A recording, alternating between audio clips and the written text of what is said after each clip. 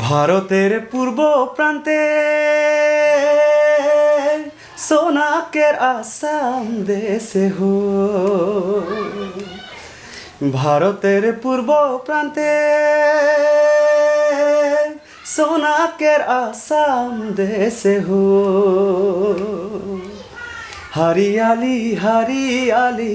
দেখিতে সুহান চারদিকে চাইকের বাগান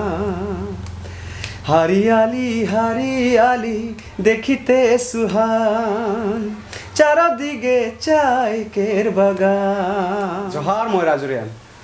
পোনপ্ৰথমে আপোনালোক সকলোকে পবিত্ৰ কৰম পৰৱৰ শুভেচ্ছা জ্ঞাপন কৰিছোঁ লগতে আপোনালোকক জনাব পাই সুখী হৈছোঁ যে অহা 3 ছেপ্টেম্বৰ 2025 তথা বুধবাৰে